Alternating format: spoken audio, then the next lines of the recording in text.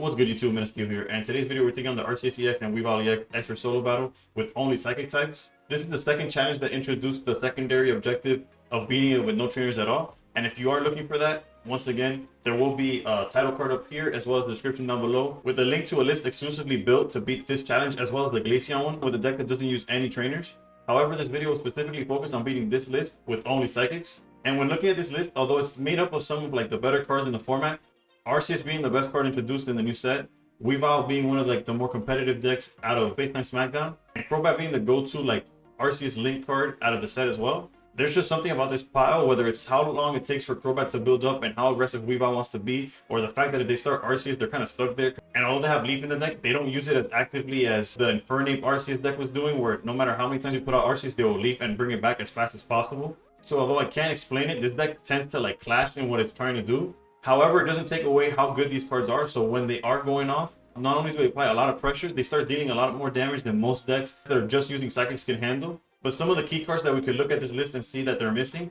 are cards like Communication for the consistency of seeing either their stage 2 or even Weavile. There'll be times or games where they're just stuck on Zubat or Sneasel and they can't find the evolution, which is how they even apply any amount of pressure or real damage. As despite not seeing the evolution lines, they tend to still build up these Pokemon and not build up the Arceus that deals so much more damage. Other cards that are surprisingly missing are Sabrina and Cyrus, as they have no way of manipulating your board, thus you're free to build up anything in the backline for as long as possible, which technically makes strategies like Mewtwo possible for this challenge. And last but not least, they're missing Potion and Cape, which although are not very game-changing, the fact that they can't heal or add to their HP values makes it where we know exactly how much damage we need to deal to win this game. And although it sounds like I'm just bad-mouthing and making this deck seem incompetent, the truth is that despite how much the deck is lacking, strategies like Mewtwo and the Lake Trio, which is where my go-to, because I wanted to bring something that has lost popularity like Mewtwo or as iconic as the Lake Trio to a challenge like this, but I just couldn't make it work in a sense that it would be consistent. Yeah, you could build the deck and it will win the challenge, so feel free to use Mewtwo or the Lake Trio. But what I like to deliver in this channel is a consistent and efficient way of doing these challenges,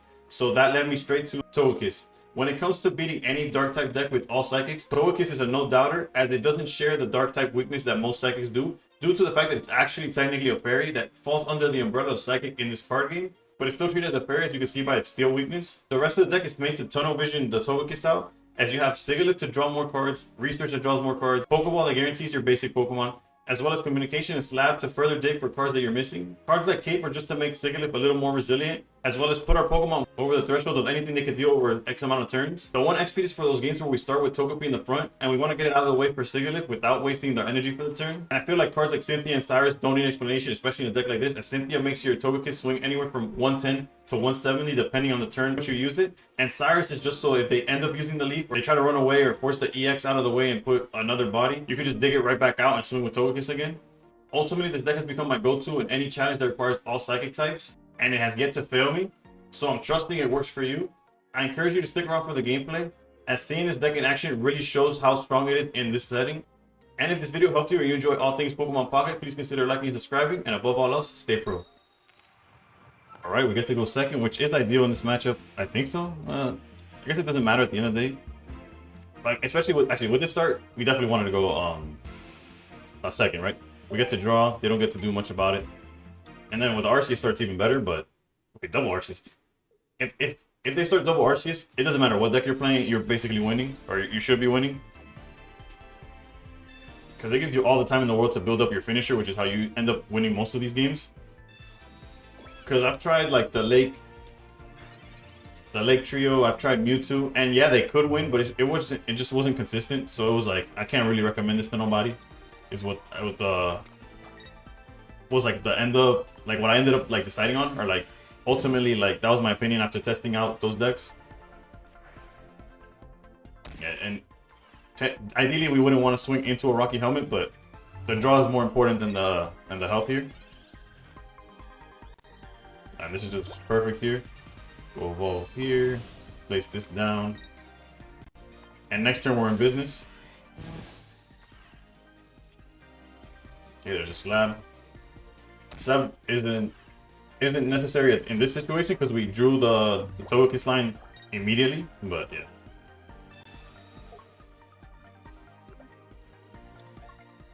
Alright, you gotta assume they're gonna evolve. Okay, that's even crazier. Whatever. Yeah, so that's the end of the game. as we're gonna hit the Sneasel for 60, and then every swing after that is 170 thanks to the Cynthia in our hand. So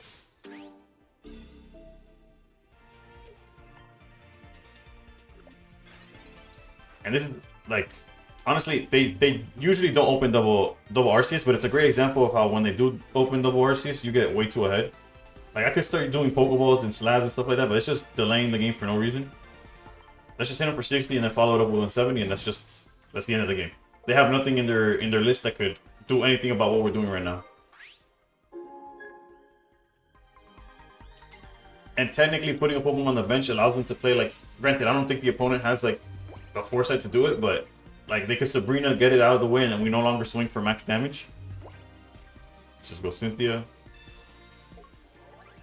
And yeah, although most cases won't happen like this is an example of how easy it could be. Like you can, if your first try looks like this video just got you the win immediately. So that's like an upside. Regardless, I'm gonna give another example to give either another point of view or just show how it could do it consistently, right? All right, perfect. So now we give you like both sides. We had a game going second, and now we have a game going first. Hopefully, personally, I hope they start with Sneasel or Zubat. Arceus. Yeah, if this one's too easy as well, I'll keep like trying until I get an example with Zubat. Hopefully, or Zubat or Sneasel, either start, right? It's just to like to show an example where they're far more aggressive. We already have Togekiss, so I'm gonna empty the deck with the. I'm gonna thin the deck out with the Pokeball and then research, in hopes to find the other pieces that we're missing. All right, we got research, X speed, slab. Technically, we could just slab here. Whether or not it's the correct play is like debatable. When you see that Pokeball was dead, so that was like good, I guess, like decent. We won't put anything down because we don't want them to Sabrina out the Togepi. Although we do have the X speed, we'd rather use X speed to get Sigilyph out the way. I guess we could have like tempted them to use Sabrina turn 1, but they probably wouldn't. So let's see. When they start Arceus though, they do seem to like consistently get the helmet. But either way, they're building up Sneasel. Hopefully the next turn they just go Leaf and it's like, okay, now they're pressuring us. I guess this is the punish for not putting Togepi down earlier. I honestly like had complete oversight on that. That's on me. Let's go here. What's the worst that could happen? We'll probably put Cape here. Yeah, I completely overlooked the fact that we can't evolve if I held the Togepi's. I was too focused on like, oh, what if they Sabrina it out? Which is just incorrect, so like use that as a learning, I guess. But now we have communication to look for the Togekiss.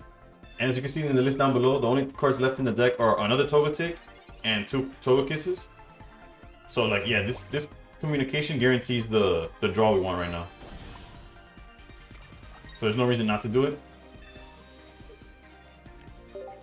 Although technically, one reason not to do it is the fact that we couldn't evolve this turn. So we could have even held it, because maybe we don't even need to use it. And then we could have alternatively start building up a second line, but it's perfectly fine now. There's no reason not to swing here.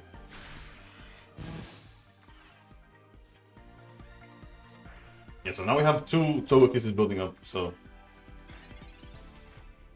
Again, I do want to note that I incorrectly held the Togepi last turn, especially with X-Speed. Like, had they just bring it, I would just X-Speeded it back, so... We could technically swing with Togekiss for, all the way up to 110, which isn't knockout, so I think I am going to tag the Arceus for 10 more before I do the switch here. Let's evolve here, though. Let's go research. Alright, perfect. Let's go here. We could cape either one of these, but let's just cape the backline, I guess. Alright, and now this Arceus is in range of just us hitting it for 110 with the Cynthia. And we have a backup Cynthia to swing for as high as 170. So this couldn't be any better. The only misstep that I did is like turn slower, but the turn slower was kind of like necessary. Because it made it where Arceus is now in range of a Togekiss plus the 50. But had I brought out Togekiss earlier, I don't know. I feel like the end result would have been the same, but... Again, I feel like when I misplay in these examples, it sort of like proves the fact of like how like the deck is like pretty not auto. Like I don't know if they'll win with auto, but it's pretty like self-sufficient. Where like you could just pick up this deck whether you're aware of like what Togepi's trying to do or not, and it'll be successful for you. As I try to make the idea or the strategy as foolproof as possible, or when it's like too technical, I try to over-explain, or I show the examples so like you know like what the deck is trying to do. For example, like the Garchomp colorless challenge where I played a deck that basically didn't put anything in the backline because their AI couldn't deal with that, or the Arceus with fire deck where I was using Victory Bell to like drag out Arceuses just to stall them out. Like those are the ones where I feel like I truly need to explain and the examples really matter.